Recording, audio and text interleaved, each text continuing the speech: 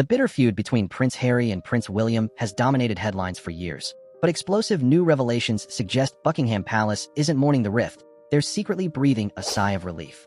Insiders close to the monarchy are now peeling back the curtain on what they call Harry's endless chaos, claiming his departure to California has spared the crown from relentless embarrassment and drama. The bombshell claims come from none other than Jason Knauf, the former palace aide who famously exposed Meghan Markle's alleged dishonesty. While Knauf described the brothers' fallout as hard and sad for the royals, sources close to the family hint at a far more scandalous truth.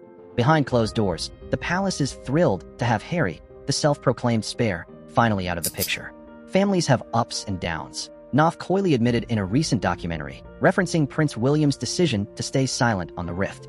But those familiar with Harry's history of troublemaking read between the lines. Long before Meghan entered the scene, Harry was the royal family's loose cannon, the human tornado, who allegedly turned every public appearance, private gathering, and charity event into a cringe-worthy spectacle. Remember those painfully awkward joint engagements with William and Kate? Insiders now admit they were little more than a desperate bid to keep Harry busy and minimize his headline-making blunders. The Invictus Games, once hailed as Harry's noble passion project, is now being reframed as a glorified distraction.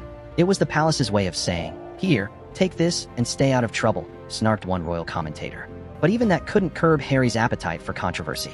From his underage drinking scandals and the infamous Nazi costume debacle to his explosive Oprah interview and spare memoir, where he aired grievances about his father's hurtful jokes and frostbitten genitalia.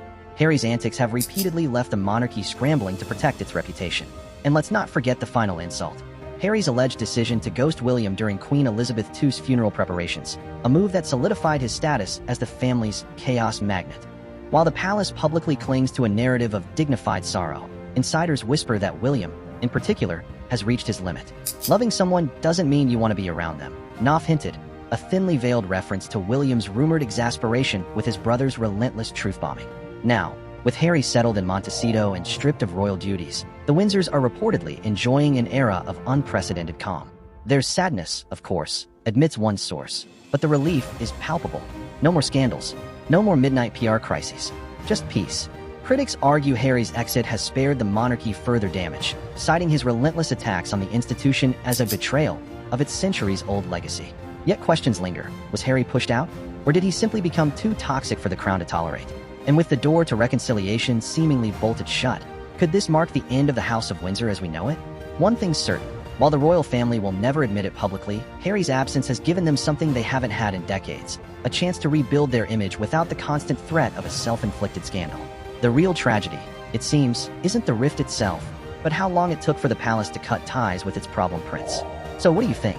Is Harry the victim of a cold-hearted monarch or the architect of his own downfall? Sound off below.